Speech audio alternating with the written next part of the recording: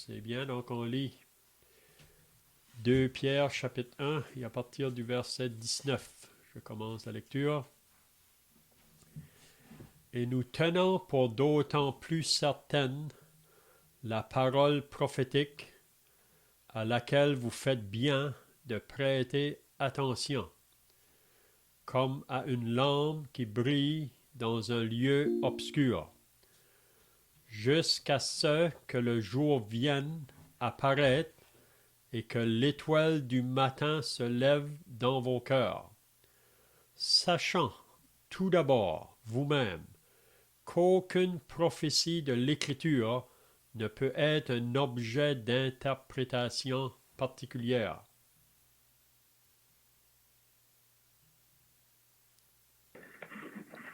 Car ce n'est pas par une volonté d'homme qu'une prophétie a jamais été apportée, mais c'est poussé par le Saint-Esprit que les hommes ont parlé de la part de Dieu.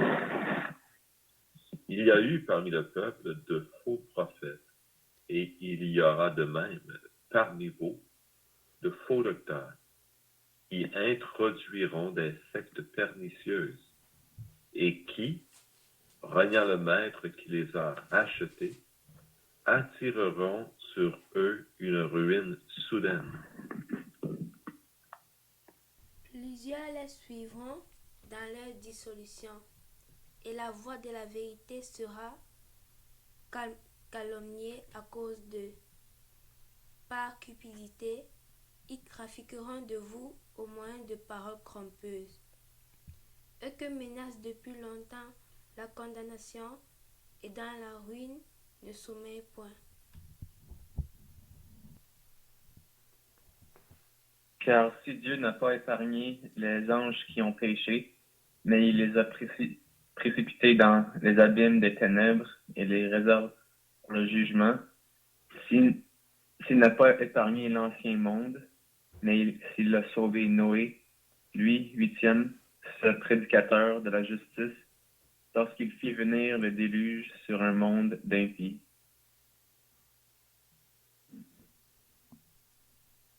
Et s'il a délivré le juste Lot, profondément attristé de la conduite de ces hommes, sans frein dans leur dissolution, car ce juste qui habitait au milieu d'eux tourmentait journellement son âme, juste à cause de ce qu'il voyait et entendait de leurs œuvres criminelles.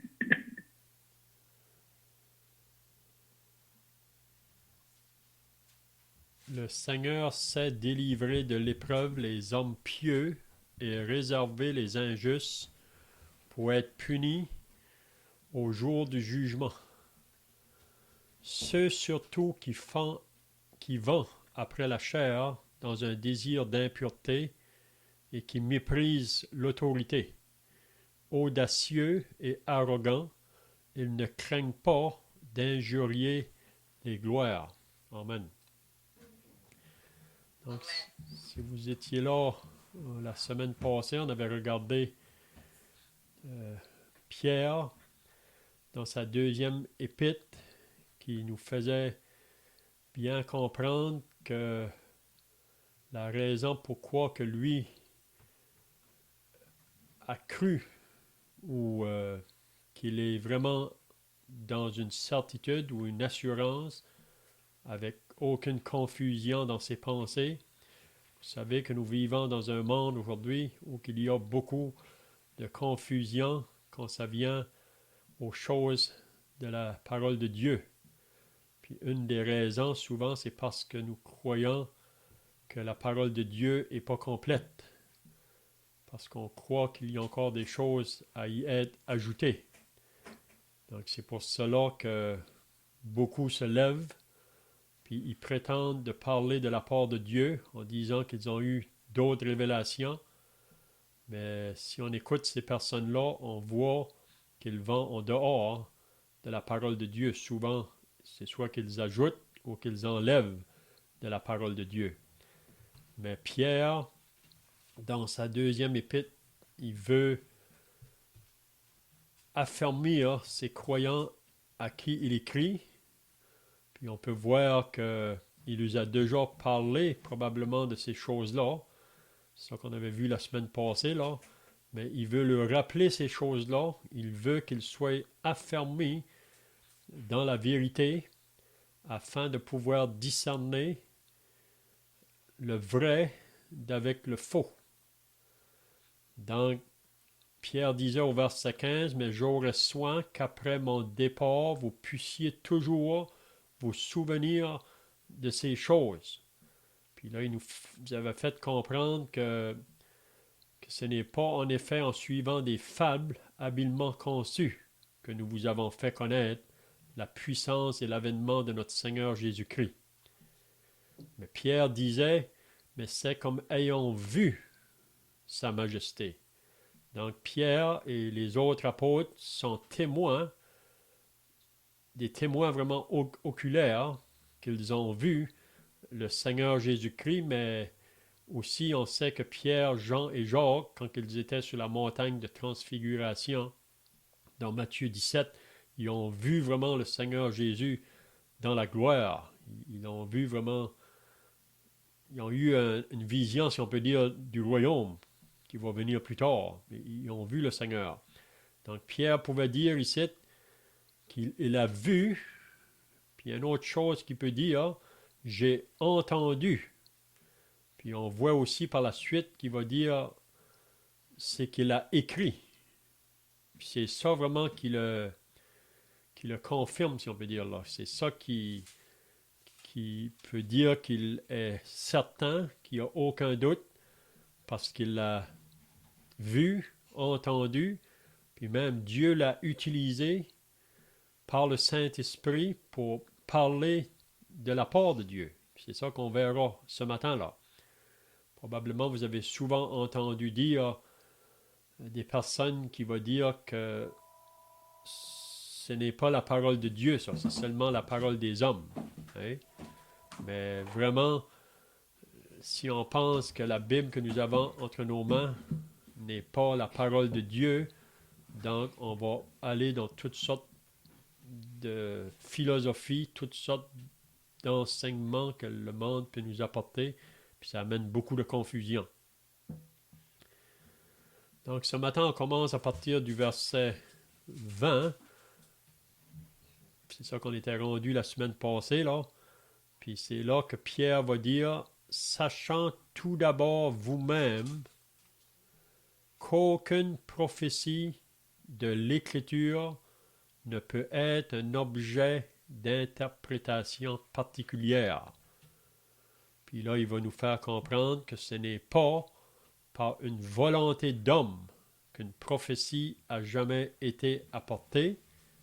Donc, c'est bien clair ici que ce n'est pas l'homme par lui-même qui a apporté ces paroles, mais c'est des hommes. On dit qu'il y a 40 hommes qui ont écrit dans la Bible, mais ils ont écrit ce que Dieu les a inspirés d'écrire. Ils n'ont pas seulement écrit leurs pensées. Donc, Pierre dit, ce n'est pas par une volonté d'homme qu'une prophétie n'a jamais été apportée, mais c'est poussé par le Saint-Esprit que des hommes ont parlé de la part de Dieu. Donc, tous ceux qui ont écrit, ils ont été poussés par le Saint-Esprit pour dire les choses qu'ils ont écrites. Puis on peut voir que ces 40 hommes qui ont écrit dans la Bible, c'était des hommes de différents... excusez. Dans leur vie, là, ils pouvaient avoir des gens simples, très simples. On prend l'exemple de Pierre, c'était un homme qui faisait la pêche, un homme ordinaire. Même si vous lisez dans les Actes des Apôtres, là, après que Pierre et Jean avaient parlé, là, ils voyaient une assurance qu'eux avaient en eux, puis ils reconnaissaient que c'était des hommes sans instruction, des hommes vraiment très simples, ordinaires, mais que Dieu poussait par l'Esprit de Dieu à parler de sa part quand ils annonçaient le message au début de l'Église. Donc, mais il y avait aussi d'autres hommes qui pouvaient être très éduqués. Il y avait on a l'exemple de Luc qui a écrit, qui était un médecin. On peut voir différents hommes dans la société, si on peut dire, qui ont écrit parmi ces 40 hommes-là, mais poussés par le Saint-Esprit. Donc c'est pour ça que Paul nous dit dans sa deuxième épître de Timothée là, que toute écriture est inspirée de Dieu pour enseigner, pour convaincre, pour corriger, pour instruire. Donc on a tout dans la parole de Dieu pour que Dieu puisse nous parler dans le but de faire connaître ses pensées et ses voies pour qu'on puisse savoir qu'est-ce que sa volonté pour nos vies ici-bas. Comment qu'on devrait marcher comme des croyants. Hein? Donc, je ne sais pas si quelqu'un a d'autres pensées ici, là, dans ces versets-là qu'on vient de lire. Finalement, Pierre est en train d'insister pour vraiment à quel point la parole de Dieu est une chose certaine. Et quand on dit la parole de Dieu, ce à quoi Pierre référait quand il dit que, sachant d'abord vous-même qu'aucune prophétie de l'Écriture ne peut être un objet d'interprétation particulière, quand il parle de l'Écriture, il parle de la Bible, et très effectivement, très certainement. Et Pierre tenait donc la Bible et toutes les paroles de la Bible comme la parole de Dieu. C'est vraiment ce qu'il est en train de dire. Et on a tous entendu, quand on parle d'interprétation particulière, des histoires dans le style, quand on parle, par exemple, de la mer Rouge qui s'est écartée devant Israël lorsqu'ils ont fui devant Pharaon, lorsqu'ils sont sortis d'Égypte. On a tous entendu des histoires où ils ont passé à telle place, il n'y a pas beaucoup d'eau, il y a eu du vent, puis c'était quelque chose de naturel. Mais ce n'est pas du tout ce que la Bible nous rapporte. Et ce que l'on fait bien de croire, c'est ce que la Bible dit, non pas les histoires et les cancans qui sont contés d'autre part. Ce qui est arrivé, c'est vraiment la mer qui s'est séparée. La seule, en fait, raison de ne pas croire cela, que ce soit réellement arrivé, c'est de se dire que Dieu n'existe pas, que Dieu n'a pas le pouvoir de faire ces choses-là. Pourquoi est-ce que ce serait difficile pour Dieu d'ouvrir la mer devant les Israélites? C'est une chose de rien. Il est le Créateur. Mais constamment, lorsque des gens qui ne veulent croire en Dieu, ne veulent pas accepter, vont rejeter ce que Dieu dit et ce qu'il dit clairement. Donc, c'est volontairement qu'ils le font, se faisant croire à eux-mêmes. En faisant ainsi, ils sont sages et ils font bien. Mais Pierre dit tout à fait le contraire. Ce qu'il dit, c'est qu'on fait bien de porter attention à la parole prophétique et comme une lampe qui brille dans un lieu obscur. Donc, la pensée de Pierre, qui est un témoin oculaire, qui est un homme ordinaire, mais qui a vécu cette vie ordinaire et qui est mort, comme on peut le penser, de par certains écrits non bibliques, donc on demeure un peu plus prudent, mais qui est probablement mort, donc, pour ce qu'il a prêché. Donc, et selon des écrits bibliques, on sait qu'il est mort d'une façon martyre, en Jean, chapitre 21, on le voit. Donc, Pierre a donné pour ces choses qu'il enseigne, pour cette parole de Dieu. Et Pierre, c'est ce qu'on vient de lire la dernière fois, savait qu'il était pour partir ainsi, pour être l'objet d'un martyre contre lui, d'une persécution intense contre lui. Et voulait nous laisser cette lettre de témoignage où il rend évident le fait qu'il est témoin, qu'il est un homme ordinaire, mais il reconnaît cette parole comme étant vraiment la parole de Dieu.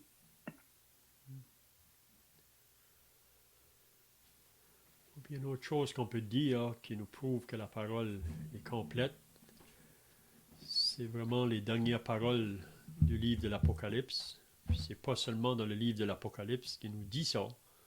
On voit ça aussi dans le Deutéronome, que parce que la parole est complète, donc on ne doit pas ajouter ou retrancher à ce livre. Donc, dans le monde aujourd'hui, ça ne prend pas de temps pour voir que beaucoup de personnes ajoutent ou retrangent. Donc pour nous qui sommes croyants, c'est toujours ça qu'on doit vérifier ou discerner quand on a à parler avec des personnes qui se disent vraiment envoyés de Dieu ou messagers de Dieu. C'est est-ce qu'ils disent ce que la parole nous dit ou est-ce qu'ils ajoutent ou retrangent à la parole. Puis le moment qu'on pense que la parole n'est pas complète, comme j'ai dit tout à l'heure, on pense qu'il y a d'autres révélations qui peuvent nous être révélées. Donc c'est là que la confusion vient. Puis ceux qui prétendent ça, souvent, ils ont d'autres livres en dehors de la parole. Puis souvent, dans le livre, même qui vont dire que ce sont des livres aussi inspirés.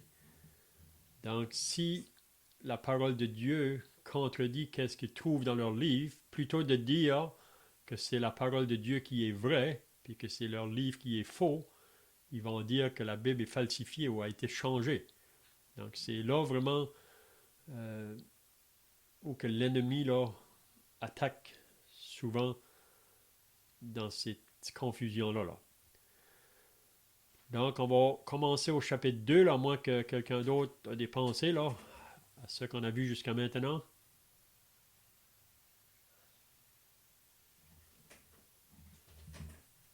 Dans le fond, on voit que Pierre avait dans son cœur d'écrire ces choses. Il le dit clairement, j'aurai soin avant de partir. Donc, il y a tout le temps cette dualité dans la parole. C'est-à-dire que Pierre a écrit de lui-même. C'était sa volonté d'écrire. Et avec le verset 21, on voit une autre réalité. Il avait cette volonté d'écrire, mais il dit, car ce n'est pas par une volonté d'homme qu'une prophétie a jamais été apportée, mais c'est poussé par le Saint-Esprit que des hommes ont parlé de la part de Dieu. Donc oui, Pierre avait dans son cœur d'écrire ces choses, mais quelque part, c'est Dieu qui a mis dans son cœur cette pensée, ce désir d'écrire ces choses. Donc, lorsque Pierre écrit, en lisant les écrits, on a, comment dire, un écrit réellement de l'apôtre Pierre. C'est-à-dire que ce sont là ses pensées, ce qu'il a vécu. Il n'a pas parlé de façon robotique, si je puis dire, ou programmée par Dieu, comme si lui-même n'était pas impliqué dans l'écriture. Et c'est aussi un miracle de la parole. C'est-à-dire que Dieu, tout en laissant Pierre libre, lui a, dans son cœur, communiqué la pensée de ces choses. Et c'est un double miracle, si vous voulez. C'est-à-dire que Dieu s'est révélé à l'homme, non pas en dehors du contrôle de la pensée de l'homme, mais Dieu s'est révélé à l'apôtre Pierre, ici dans le cas présent, par sa propre vie, parce que Pierre a vécu. Et il a imprégné dans son cœur ces choses par les choses que Pierre a vues et vécues. Et ce dont Pierre témoignage ici, c'est véritablement la vérité, ce que lui a vécu. Ce n'est pas une parole qui lui vient de l'extérieur, de choses dont il n'a jamais été témoin, qu'il n'a jamais vues et dont il n'a jamais eu connaissance. Ce sont vraiment des choses qu'il a vécues, mais chacune des paroles et la façon dont il le rapporte est quand même sous le divin contrôle de Dieu. Donc, c'est vraiment, le Seigneur Jésus disait, vous savez, on ne peut pas enlever un iota à la parole. Tout ce qui est là est vraiment de Dieu.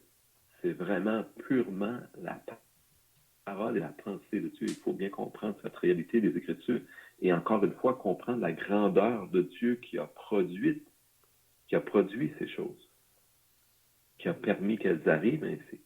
C'est un fait, lorsqu'on y pense, vraiment extraordinaire que toutes les paroles prononcées par Pierre lui viennent dans son cœur comme des réflexions normales qu'un homme ferait, et elles sont toutes parfaitement imprégnées de la volonté de Dieu.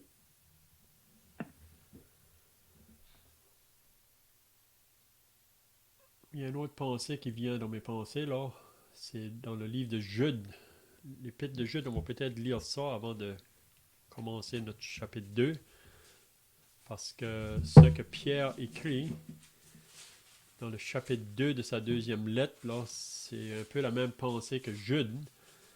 On va lire dans le livre de Jude juste le verset 3 et 4. Là. Jude nous dit, lui, la raison pourquoi il écrit son épître. C'est une petite lettre, seulement de 25 versets. Mais Jude, dans sa lettre, c'est vraiment là pour dénoncer aussi le faux et qui peut s'infiltrer parmi même le peuple de Dieu. Là. Donc au verset 3 du livre de Jude, ça dit « Bien-aimés, comme je désirais vivement vous écrire au sujet de notre salut commun. » Donc il faut bien comprendre que ce que Jude écrit, c'est aussi inspiré par Dieu. Là. C'est Dieu qui lui met à cœur d'écrire ces choses-là, par son esprit. Il dit « Je me suis senti obligé de le faire afin de vous exhorter à combattre pour la foi qui a été transmise aux saints une fois pour toutes. » Donc, une des raisons que Jude est poussé à écrire, c'est pour exhorter les croyants, vraiment. Il dit,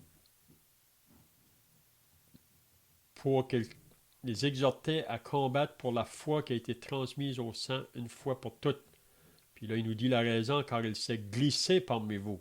Certains hommes dont la condamnation est écrite depuis longtemps. Des impies qui changent la grâce de notre Dieu en dissolution et qui renient notre seul Maître et Seigneur Jésus-Christ. Donc on voit que Jude, on va voir là, quand on va regarder ce que Pierre nous dit dans sa deuxième épître, qu'il y a un peu la même pensée que Jude. Mais Jude exhorte les chrétiens, puis c'est la même chose que Pierre veut faire, pour combattre pour la foi qui a été transmise aux saints une fois pour toutes. Quand il parle de la foi qui a été transmise, c'est le corps de vérité ou de doctrine ou le dépôt que Dieu nous a confié, qu'on doit combattre pour. Hein? Donc, si on revient à la deuxième épître de Pierre, puis si vous voulez même par la suite lire l'épître à Jude, là, vous allez voir que c'est deux épîtres qui se ressemblent beaucoup quand ça vient à reprendre les faux. Donc 2 Pierre 1, il nous dit « Il y a eu parmi le peuple de faux prophètes. » Donc ici, Pierre se réfère au peuple de l'Ancienne Alliance. Il y a eu parmi le peuple de faux prophètes, et il y aura de même parmi vous. Donc on pourrait dire le peuple de la Nouvelle Alliance, il y aura de même parmi vous de faux docteurs qui introduiront des sectes pernicieuses et qui, reniant le Maître qui les a rachetés, attireront sur eux une ruine soudaine. Donc Pierre ici, maintenant, en contraste, si on peut dire, avec la fin du chapitre 1, là, qui nous parle concernant des hommes qui parlaient de la part de Dieu, qui étaient vrais. Mais là, quand il arrive au chapitre 2, il nous parle de d'autres hommes qui s'élèvent, mais qui ne sont pas vrais. C'est ça qu'il va nous faire comprendre ici. Là. Donc, il y a eu parmi le peuple autrefois de faux prophètes. Il y aura de même parmi vous de faux docteurs qui introduiront des sectes pernicieuses. Donc, comment faire pour reconnaître le vrai du faux? Et c'est ça vraiment qu'il faut bien comprendre. Comment qu'on fait pour reconnaître le vrai du faux?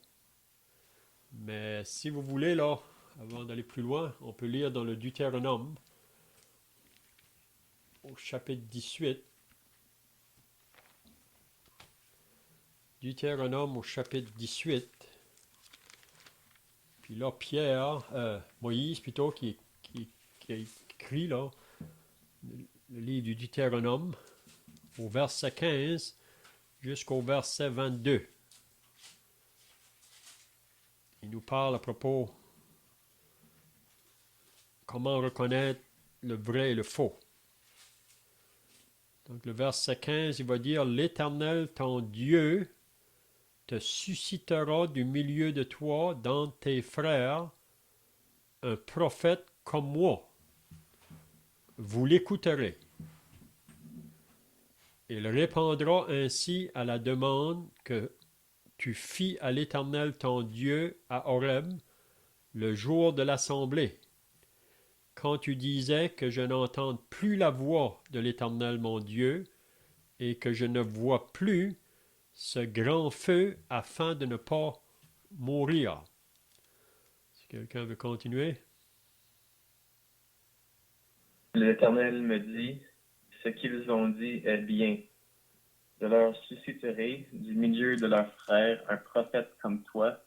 Je mettrai mes paroles dans sa bouche et il leur dira tout ce que je lui demanderai.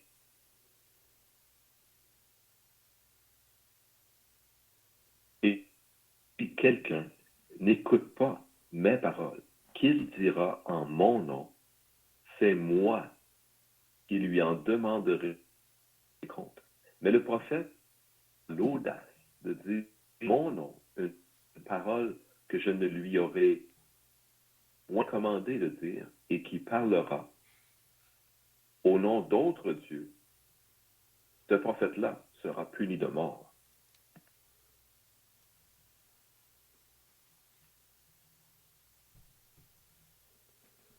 Peut-être diras-tu dans ton cœur, comment connaîtrons-nous la parole que l'Éternel n'aura point dite? Quand ce que dira le prophète n'aura pas lieu et n'arrivera pas, ce sera une parole que l'Éternel n'aura point dite. C'est par audace que le prophète aura dite, n'aie pas peur de lui. Puis j'aimerais de lire dans Jérémie, au chapitre 14, là, c'est juste pour apporter des points là. Comment reconnaître le vrai du faux. Jérémie au chapitre 14.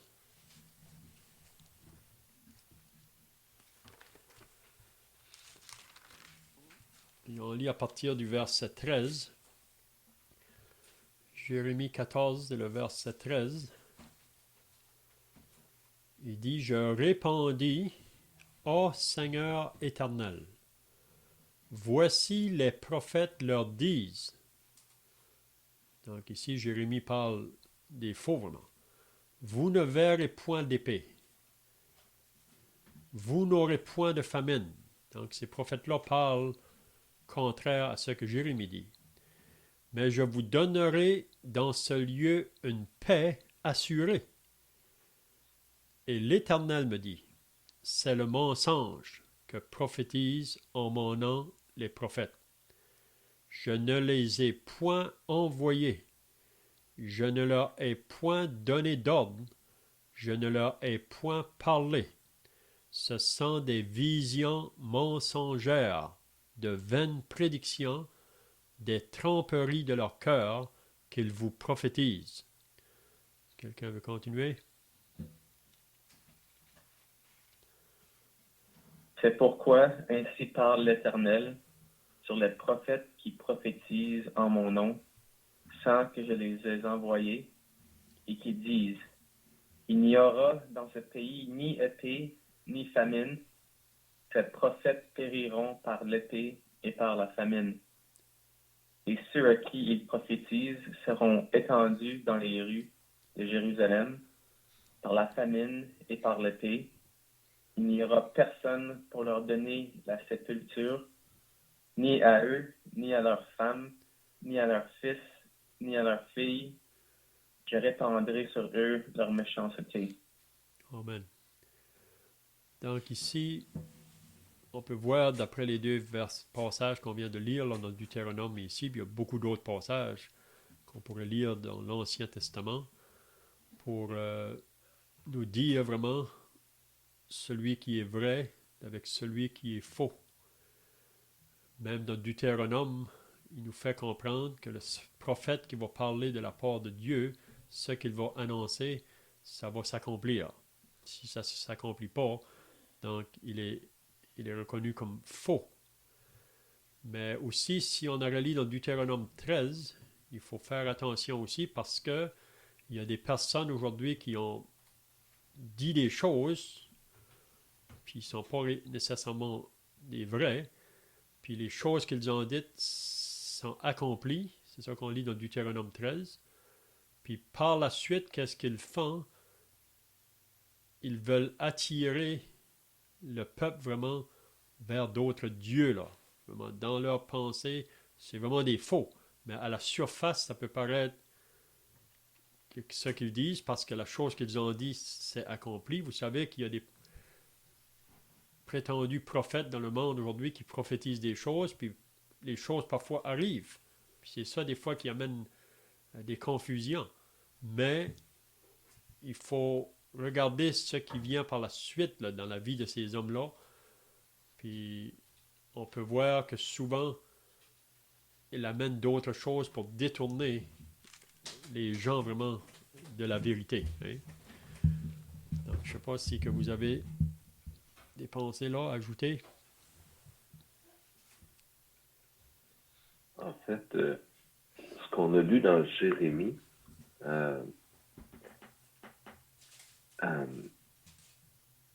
voyons, je cherche le texte, là. Qui aura l'audace, le prophète qui aura l'audace de dire en mon nom une parole que je ne lui aurai point commandée,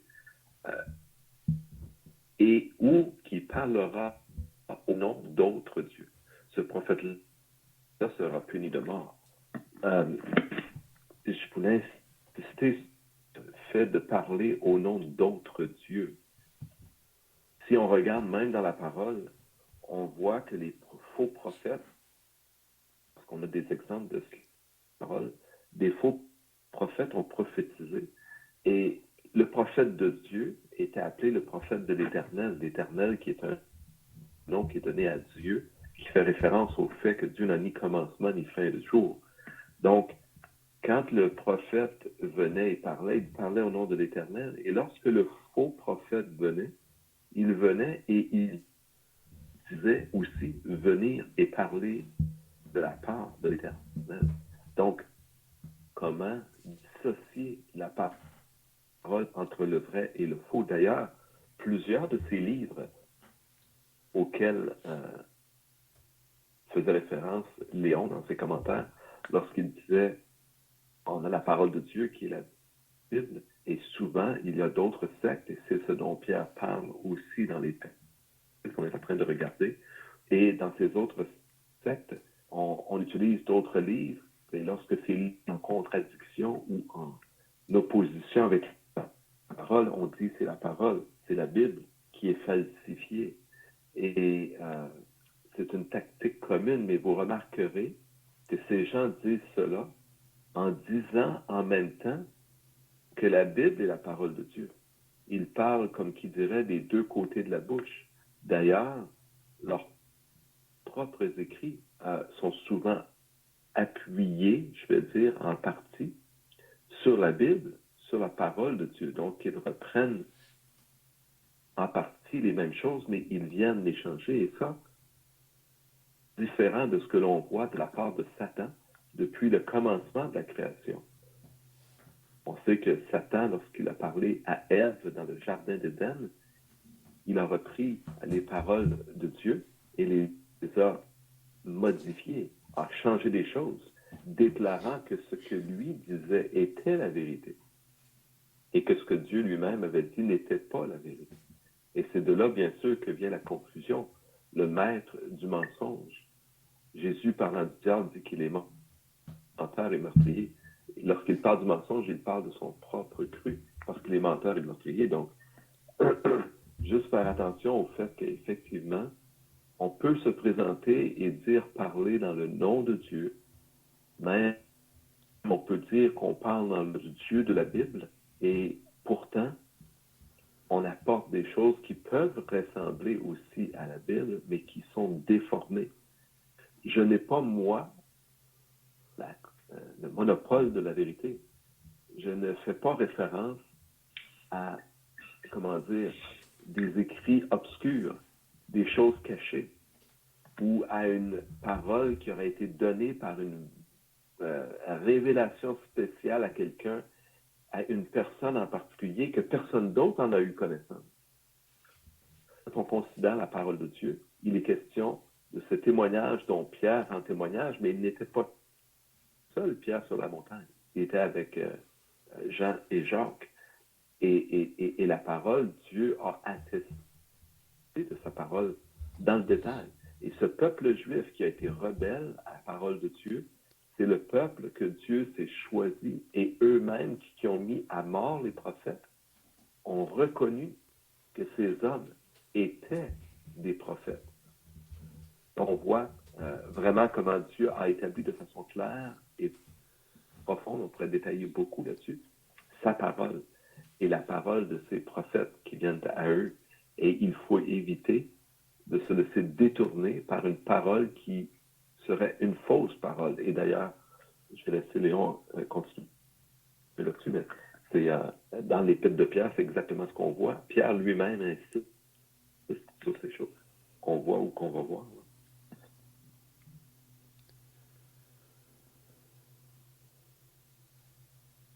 C'est ça, donc Pierre nous dit qu'il y a eu parmi le peuple de faux prophètes, donc il parle vraiment du peuple de l'Ancienne Alliance. Là.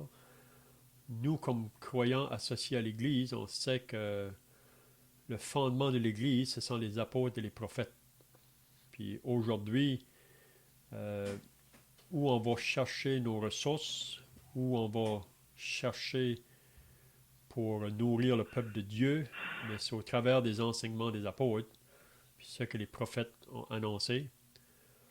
Mais il nous dit ici que dans le peuple de la Nouvelle Alliance, il parle qu'il y aura aussi des faux docteurs qui introduiront des sectes pernicieuses et qui renient le maître qui les a rachetés. Donc il parle de faux docteurs. Peut-être qu'on peut lire là juste, puis je vois que le temps arrive passé, là, mais dans les Actes au chapitre 20, on va juste lire les paroles de l'apôtre Paul. On peut dire que Pierre confirme un peu qu'est-ce que Paul a dit dans les Actes au chapitre 20. À partir du verset... Il se rappelait que Paul a fait venir les anciens d'Éphèse quand ils se trouvaient à Milet. Et si on lit à partir du verset 27, Actes chapitre 20 et le verset 27, car je vous ai annoncé tout le conseil de Dieu. Donc on pourrait dire que le vrai serviteur va enseigner tout le conseil de Dieu sans en rien cacher. Puis c'est là ensuite qu'il met en garde, premièrement, les surveillants là, de l'Assemblée d'Éphèse. Il dit, prenez donc garde à vous-même et à tout le troupeau sur lequel le Saint-Esprit vous a établi évêque. Donc ici, il met les anciens, premièrement, eux-mêmes en garde, de veiller sur eux autres-mêmes, puis ensuite, il parle concernant le troupeau dans lequel ces anciens-là sont responsables, si on veut dire, là, pour paître l'Église du Seigneur qu'il s'est acquise par son propre sang. Puis là, il leur dit la raison pourquoi il leur dit ça. Je sais qu'il s'introduira parmi vous après mon départ. C'est un peu la même pensée que Pierre. Là. Pierre avait une certaine crainte qu'après qu'il va partir, qu'il y a des personnes qui vont venir pour détourner le peuple de Dieu. Donc Paul dit un peu la même chose. Je sais qu'il s'introduira parmi vous après mon départ des loups cruels qui n'épargneront pas le troupeau. Donc les loups cruels, c'est vraiment les faux docteurs. Même Jésus, en parlant des faux prophètes, là, il dit qu'ils viendront à vous en vêtements de brebis, mais au-dedans, ce sont des loups, ravisseurs. Donc, je sais qu'il s'introduira parmi vous après mon départ des loups cruels qui n'épargneront pas le troupeau. Donc, ils ne viennent pas, ces hommes-là, pour apporter du bien au troupeau. Ils viennent pour faire du mal au troupeau. Puis vous savez que c'est toujours le travail du diable. Le diable, il est celui qui vient pour voler, égorger et détruire. Donc, ces gens-là, ils vont faire du mal. Et qu'il s'élèvera du milieu de vous des hommes qui enseigneront des choses pernicieuses. Donc, c'est un peu le même langage que Pierre, pour entraîner les disciples après eux. Puis là, Paul va dire, veillez donc. Puis là, il va leur commander des choses. Là. Donc, c'est un peu la même pensée. Donc, je vois que le temps est passé, là. Donc, peut-être si on finit avec le verset 1, là, quand il dit qu'ils introduiront des sectes pernicieuses et qui, reniant le maître qui les a rachetés, attireront sur eux une ruine soudaine. Donc, ces faux docteurs-là, ils vont attirer des gens après eux. À la fin, vraiment, ils vont attirer sur eux un jugement ou une ruine soudaine qui viendra sur eux autres. Peut-être que j'aimerais voir quand il dit là, et qui reniant le maître qui les a rachetés. Qu'est-ce qu'il veut dire ici, Pierre? Il parle de ces faux docteurs, ils vont introduire des sectes pernicieuses et qui reniant le maître qui les a rachetés. Qu'est-ce que Pierre veut dire ici? En fait, Pierre n'est pas en train de dire qu'ils sont vraiment achetés. Ce sont des faux docteurs, des faux prophètes. Ce sont des gens qui sont perdus. Mais disons que Pierre dit, c'est que Jésus est mort pour tous. Il est mort aussi pour ces gens, mais eux le rejettent. C'est ça, c'est exactement la pensée. Donc, ces hommes-là, c'est pas qu'ils connaissent pas à propos du Seigneur Jésus, même à propos de sa mort sur la croix pour sauver les pécheurs. On sait que Dieu a fait une provision pour tous. Hein? Dieu a tant aimé le monde, mais c'est seulement ceux qui vont appliquer cette provision-là pour eux. Ben, c'est bien, donc on va terminer par la prière, puis ensuite on peut chanter un cantique pour terminer. Ô Dieu notre Père, nous te louons encore une fois pour cette parole, Père, que tu as pris soin d'écrire au travers des anges, de sorte qu'elle est incrustée même dans l'histoire de l'homme. Nous pouvons remonter, Seigneur, dans le passé et voir ces choses qui sont arrivées, même le déluge et la tour de Babel, qui expliquent pourquoi toutes ces langues existent sur la terre, pourquoi les hommes sont ainsi répartis dans le monde, pourquoi la terre est ainsi sculptée par les eaux du déluge. Et tu nous enseignes, Seigneur, à travers toutes ces choses, ce que tu fais et ta grâce. Notre Dieu, ta parole nous est donnée afin de nous réellement nous révéler que tu te dois de juger le péché. Nous le lirons et nous l'avons regardé, nous avons lu de ces versets. Même les juges n'ont pas été épargnés par ton jugement. Quelle folie ce serait donc dans le cœur de l'homme de s'imaginer que lui, il serait épargné. Et pourtant, Seigneur, ton désir, c'est réellement d'épargner l'homme de ce jugement à venir et dont tu rends puissamment. Et Seigneur, tu as pourvu de moi dans ta justice afin que nous puissions échapper à ce jugement. Et nous venons de le lire et de le mentionner.